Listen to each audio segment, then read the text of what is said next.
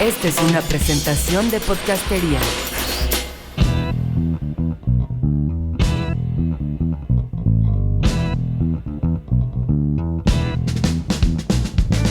Hola a toda la comunidad de Disruptivo, ¿cómo están? Yo soy Juan del Cerro y el día de hoy estoy muy contento porque vamos a tener una entrevista especial con Francisco de Vizcaya, que además de ser muy buen amigo desde hace muchos años, es un gran emprendedor social, pero justamente no es el emprendedor social tradicional que nosotros conocemos. Ahorita vamos a saber por qué. Él es fundador de una empresa social que se llama Finae, de la cual ahorita nos va a platicar cómo es que está generando oportunidades e impacto en miles de jóvenes en México y en América Latina.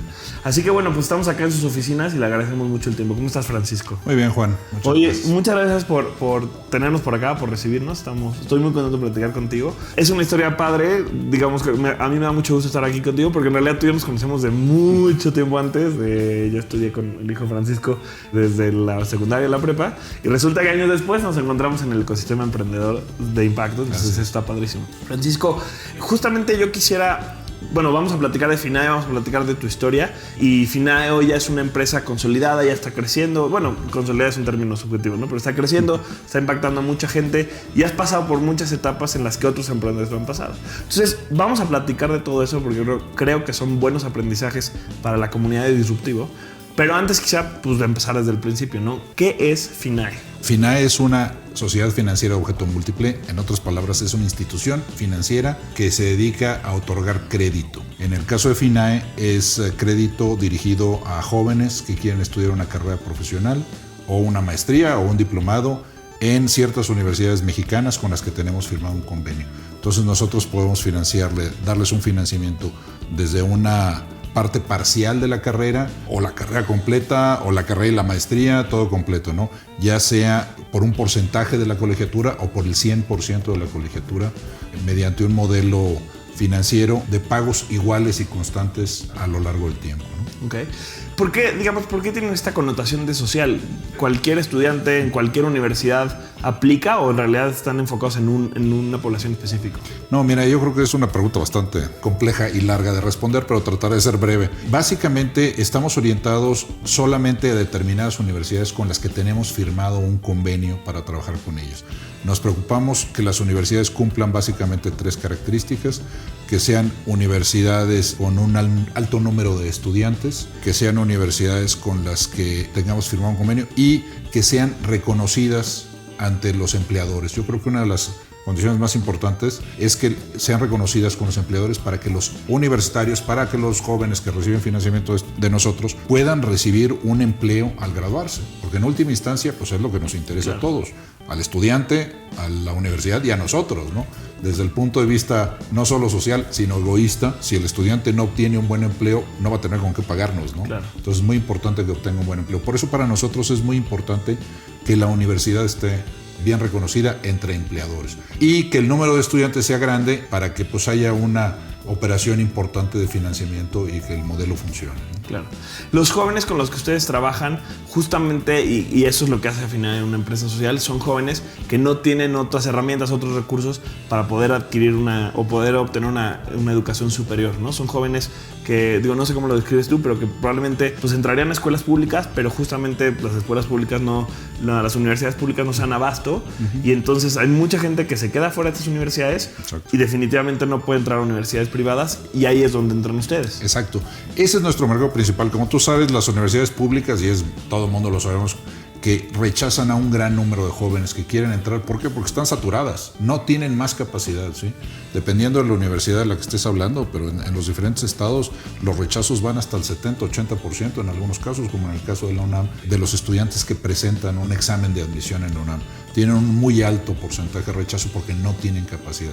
Esos jóvenes, si no tienen recursos económicos para ir a la universidad, se quedan sin la posibilidad de ir a la universidad. Claro. Muchos de ellos no tienen grandes calificaciones para recibir becas, ¿sí? Entonces, son buenos estudiantes, y me refiero a buenos estudiantes promedio, ¿sí?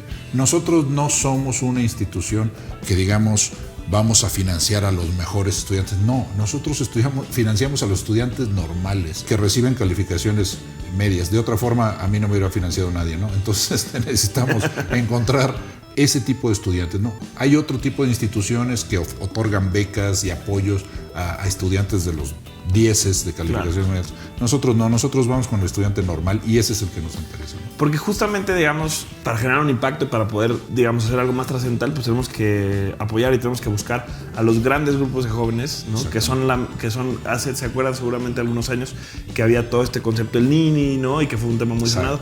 Millones de jóvenes en México hoy en día no tienen acceso a educación superior, entonces no estudian y justamente por no estudiar no pueden conseguir un trabajo. Entonces, justamente como ese es el target de ustedes. Exactamente. ¿No? Sí, mira, si tú ves ahora que mencionas esto, más o menos en México hoy debe haber como 11 millones de jóvenes en edad de ir a la universidad. ¿Sí? Okay. Y aproximadamente un 30% de eso están yendo a la universidad. Hay estadísticas un poco más arriba, otras un poco más abajo, pero más o menos imagínate. 30% de los jóvenes que podrían ir a la universidad que están en edad de ir a la universidad. Wow. No todos podrían ir porque no todos terminaron prepa. Ah, ok. ¿Sí? Okay. Porque, por ejemplo, en primaria y secundaria tenemos un muy buen nivel de cobertura en el país, ¿sí? Yo no hablo de calidad académica porque no es mi tema, ¿sí? Claro. Yo no soy experto en eso, yo soy financiero exclusivamente. Pero casi el 90 y tantos % de los niños van a primaria y a secundaria, ¿sí? Muchos van a escuelas públicas, gratuitas, etcétera. Pero al pasar a preparatoria, ese porcentaje se cae drásticamente del 90 y tantos a cerca del 50%. O sea, desertan casi la mitad de los niños al pasar a preparatoria. Wow. Y al pasar a la universidad deserta casi otra mitad, ¿sí? Original, andaba el nivel de pase de preparatoria a universidad, te digo, alrededor del 30%, ¿no? Entonces es una deserción muy importante. Para que te des una idea, salen de prepa todos los años en México más o menos 1 millón de jóvenes. Okay. Y de esos solamente como 500,000 o 550,000 entran a la universidad. Entonces quedan fuera más de 400,000 sin poder entrar a la universidad, ¿no? Wow. Es un número muy fuerte de jóvenes que obviamente si estudiaron prepa es porque tendrían interés en seguir estudiando. Y muchos de ellos justamente es por falta de recursos económicos, ¿no? O por falta de capacidad de pagar a la universidad. Y es donde entran ustedes, ¿no? Que ningún joven se quede sin estudiar por no poder pagar la universidad. Exactamente. Sí, wow. Esa es la idea, ¿no? Entonces, nosotros normalmente lo que nos sucede es que cuando pasan los exámenes, los famosos exámenes de admisión de las universidades públicas, cuando entregan los resultados un poco después de eso es cuando nosotros recibimos muchas solicitudes de apoyo, ¿no?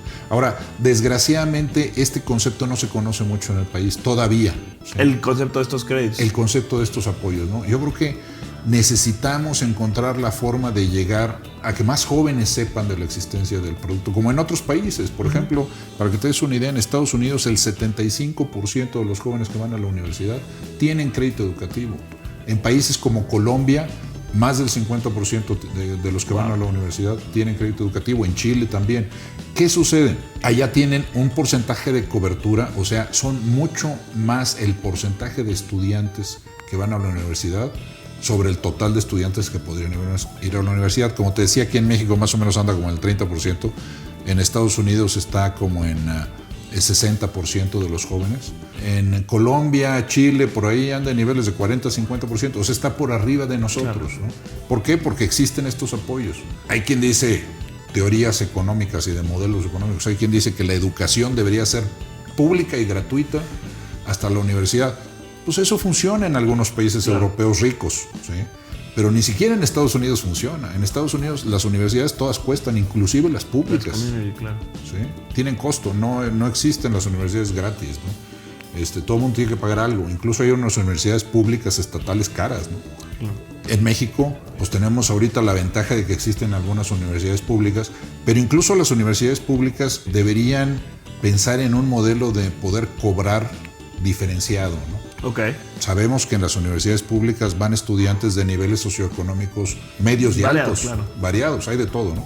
¿Por qué no pensar en modelos en donde los que puedan pagar algo, pues paguen, ¿no? Y contribuyan y todo esto, ¿no? Sobre todo con el objetivo de que puedan entonces abrirse más oportunidades para más Exactamente, jóvenes, ¿no? Que esa sería la idea, ¿no? Que tenemos que encontrar mecanismos que permitan ir a más jóvenes a la universidad, ¿no? Pues mira, esa fue la razón por la que hicimos FINAE, ¿no? Se me ocurrió hacerla y Que ahí, perdón que te interrumpa, sí, pero justamente eso me parece, es un tema de los más interesantes que quiero que platiquemos de tu historia, porque la gente hoy puede ver y FINAE pues está, y al final nos dicen los números, pero está ofreciendo oportunidades a miles de jóvenes hoy para que estudien en la universidad. Sí. Es una de las empresas de impacto en México, una de las empresas sociales en México más reconocidas. Has estado ya en todos los foros y en todos los eventos y están trabajando con varios fondos de inversión de impacto, no solo en México, sino en otros países. Pero en realidad FINAE no empezó como una empresa social, ¿no? No. Empezó porque era un buen negocio. Ahora, para entrar en esto, yo quisiera que nos platicaras, pues yo decía al principio que no eres el típico emprendedor social. Quería que nos platicaras así de manera concreta un poquito de tu experiencia, tu background, digamos, antes de Finae. ¿De dónde venías tú? ¿Y en qué momento fue que dijiste, bueno, crear una empresa de créditos estudiantiles es buena idea? Sí, mira, yo, bueno, pues toda mi vida trabajé en el sector financiero, principalmente en bancos. Tuve la oportunidad de tener posiciones interesantes. Manejé la división internacional de un banco durante muchos años. Operé un banco en las Islas Caimán. Fui el fundador y director general de un banco en las Islas Caimán. Tuve la oportunidad con un grupo de inversionistas que me invitaron de arrancar un banco en México también, que después se convirtió en otro. Trabajé unos años con ellos y estuve los últimos 10 años en una institución bancaria muy grande que se llama Banco Santander. 10 años donde en los últimos años estuve en una posición que era director ejecutivo de banca institucional. Dentro de esa área, uno de los sectores que me reportaban precisamente era el sector educativo. También banca de gobierno, instituciones financieras, pero estaba el sector educativo. Y ahí fue donde se me acercaron un grupo de amigos, rectores universitarios, conocidos, y me platicaron de la problemática que había en México. Cómo en otros países pues existía el apoyo de crédito educativo y en México no. ¿Sí? Pensando sobre el tema y discutiéndolo incluso con mis colegas en el banco, vimos que la mejor forma de hacerlo era a través de una institución especializada en el tema. Y fue donde yo tomé la decisión dije, bueno, pues aquí hay una oportunidad de negocio, una oportunidad de mercado.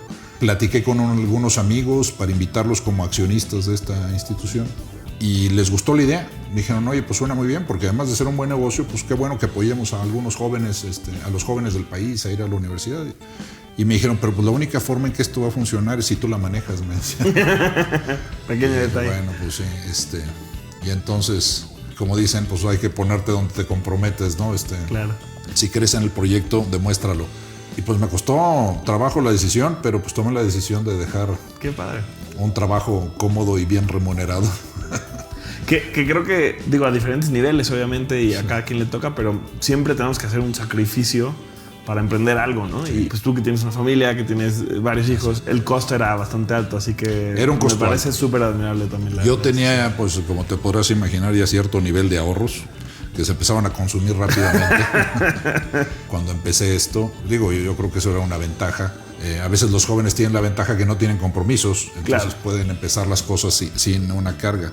Yo sí tenía compromisos, pero a la vez tenía ahorros, ¿no? Que me permitían tomar un tiempo. Pero es un hecho, por ejemplo, que la mayor causa de fracaso en los emprendedores en el primer año es que justamente se les acaba el dinero dentro de un año, ¿no? Para ellos mismos, o sea, para vivir, para pagar la renta, para lo que sea. Entonces, justamente digo lo que decía, ¿no? A diferentes niveles, pero esto es un consejo, digamos, un aprendizaje que creo que nos sirve a todos, ¿no?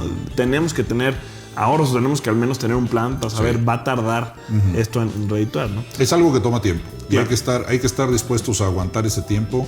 Y hay que estar comprometidos con tu proyecto y estar seguros de que va a funcionar, ¿no? O sea, o lo más seguros de que va a funcionar. Porque además es muy curioso. Para empezar, yo cuando hice esto no tenía idea de lo que era el emprendedurismo social. No sabía ni siquiera de la existencia de esto. Que eso es un tema bien interesante y lo quiero recalcar. Porque tú empezaste esto con estos socios, ¿no? Y digamos, a partir de encontrar una oportunidad de mercado, sin tener idea de que podía generar impacto social. Lo hacían porque era un buen negocio. Un buen negocio, sí. Y me parece bien rescatable y quiero que nos platiques en qué momento te diste cuenta de que existe un tema que se llama las empresas sociales y la inversión de impacto y todo esto. Vámonos por ese lado. Y quiero que nos lo platiques porque creo que es bien interesante. Hoy en día muchos emprendedores sociales justo están del otro lado, ¿no? O sea, quieren crear proyectos que generen impacto, que resuelvan una problemática social, pero a veces no son buenas oportunidades de negocio o al menos no han desarrollado buenos modelos de negocio. Hoy en día ustedes han llegado, o sea, han tenido éxito y han crecido y han creado una empresa a partir de que encontraron una buena oportunidad de negocio y justo cuando se dieron cuenta que podían crear impacto, se adaptaron para crear el mayor impacto, ¿no? Claro. Pero partieron de que era una buena oportunidad de negocio. Entonces, cuando empezaron y cuando empezaste a platicar y te diste cuenta que había todo este tema de las empresas sociales y que ustedes podían encajar ahí, ¿cómo fue como esta transformación? Sí, bueno, pues yo creo que fue un momento muy importante. Fíjate, de hecho, cuando diseñé Finae originalmente, yo estaba orientado a universidades caras. Ajá. financiamientos pues grandes, ¿no? Sin embargo, empecé el proceso y me acerqué a organismos multilaterales, al Banco Interamericano de Desarrollo, por ejemplo, y les platiqué la idea y les gustó mucho, pero me dijeron, bueno, pero nosotros no te podemos apoyar hasta que no tengas determinado tamaño. O incluso la Corporación Financiera Internacional también. Y además yo quería llegar algún día a poder emitir deuda en el mercado bursátil mexicano, cosa que ya hemos hecho un par de veces en FINAE.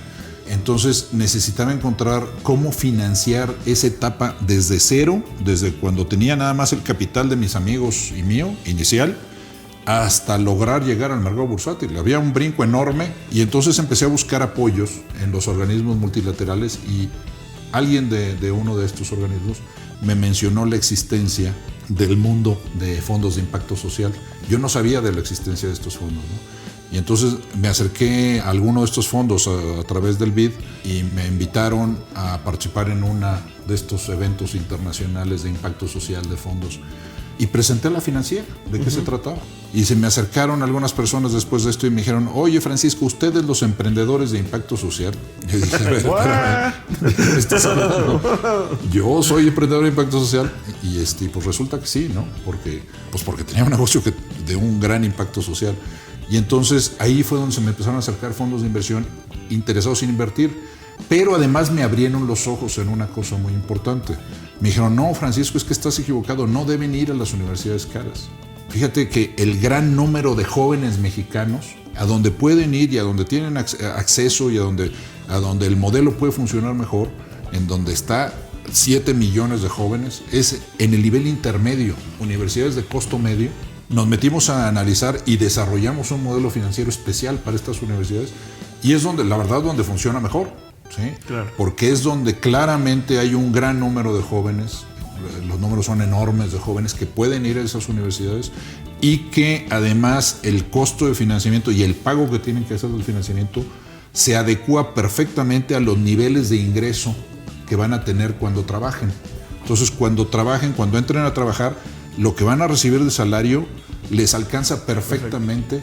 Con un 25% de lo que reciben de salario o 30% les alcanza perfectamente para pagar el crédito.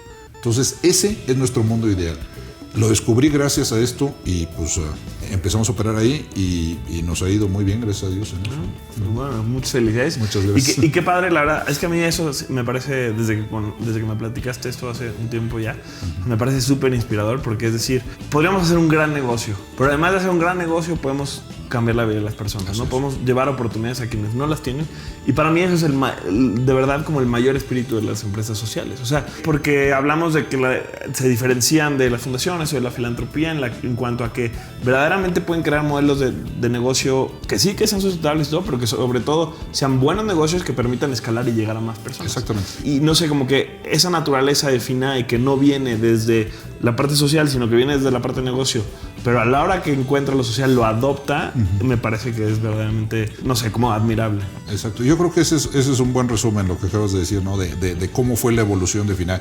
Cometimos muchos errores, experimentamos, los corregimos y fuimos avanzando, seguimos aprendiendo. Yo creo que nunca acabas de aprender en ningún negocio. En todos los negocios tienes que seguir aprendiendo.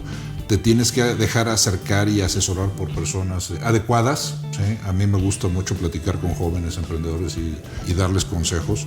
Pero a mí mucha gente me dijo que FINAE no iba a funcionar. Claro. Muchísima gente.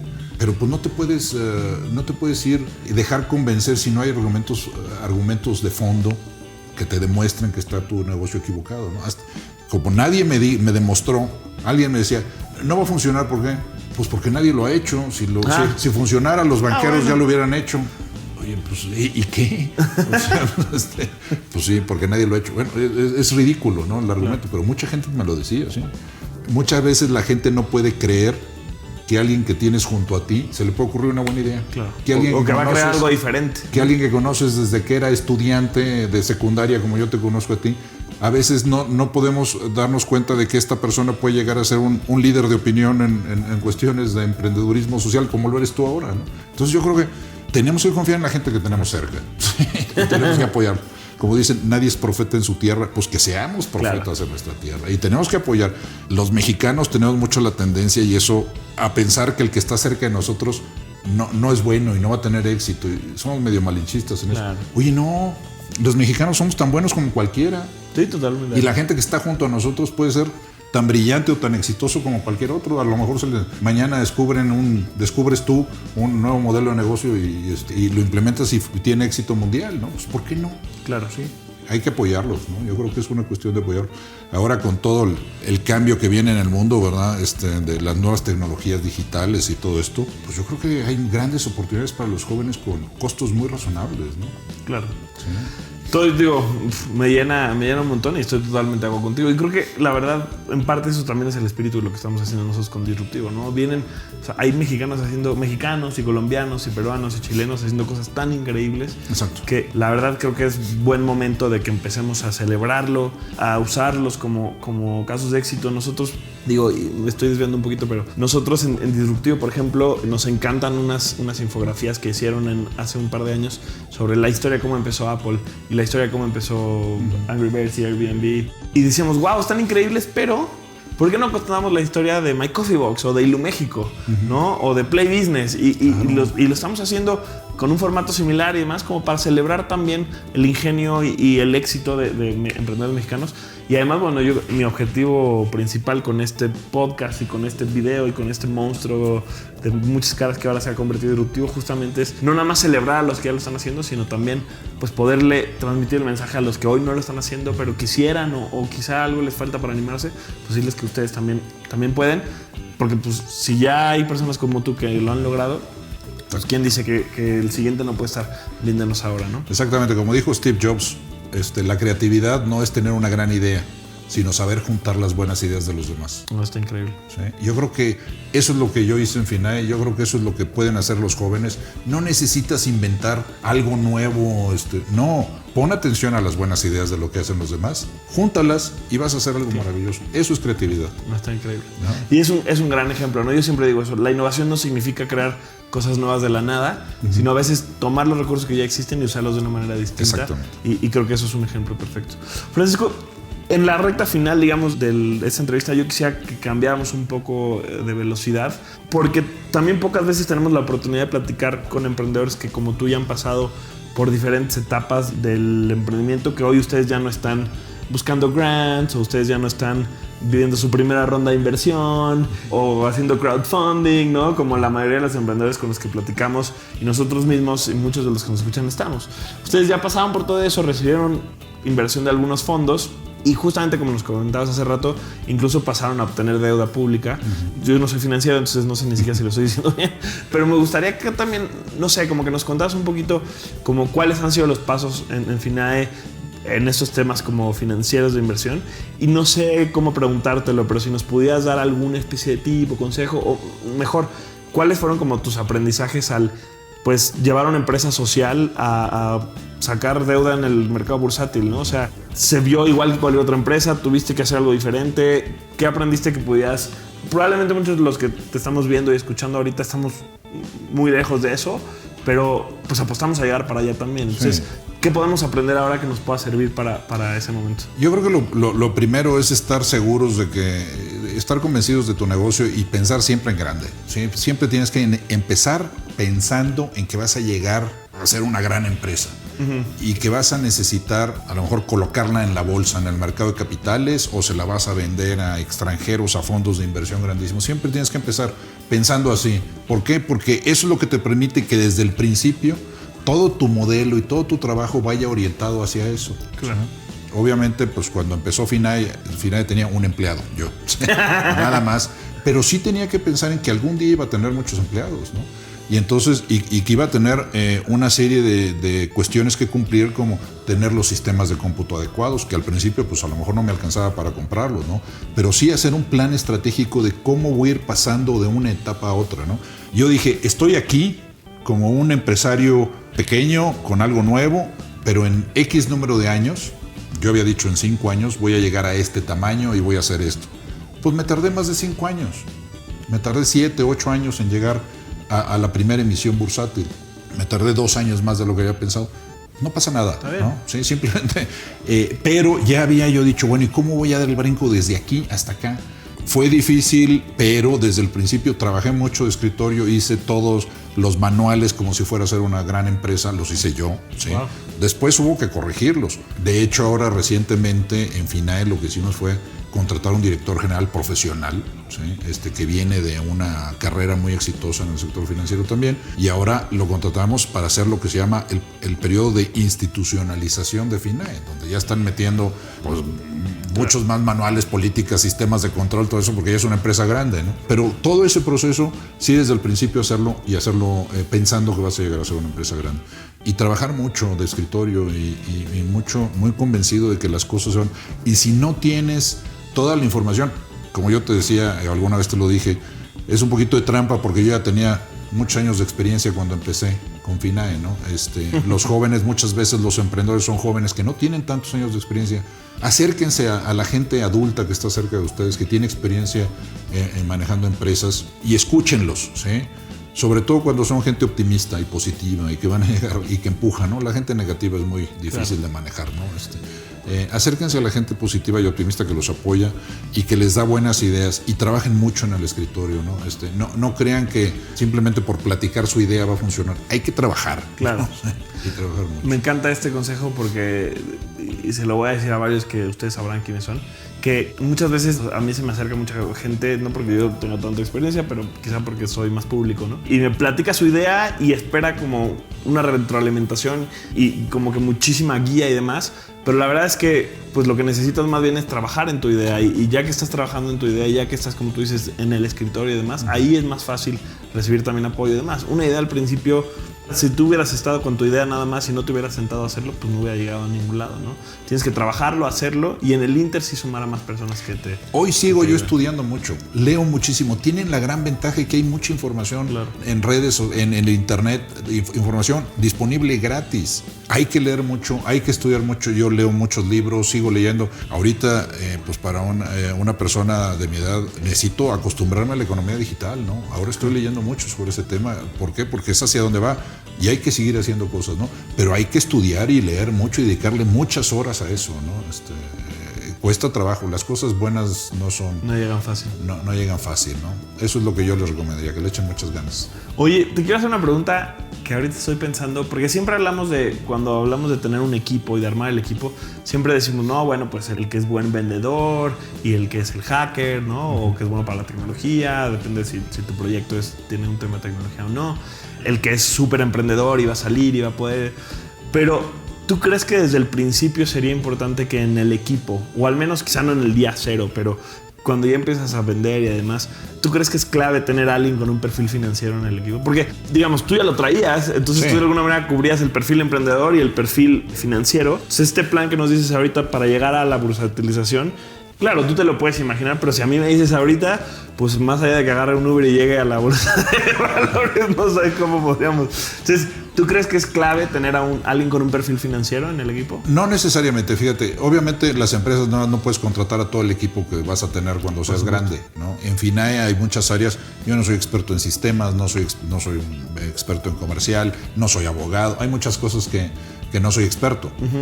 Al principio yo las tenía que hacer todos, pero sí me acercaba y pedía muchas veces trabajos temporales. ¿Sí? Okay. O sea, a lo mejor te puedes acercar a un financiero, platicarle tu idea y decirle, ayúdame a desarrollar un modelo financiero para el futuro de cómo va a llegar a funcionar pero que no sea tu empleado, porque no puedes pagarle.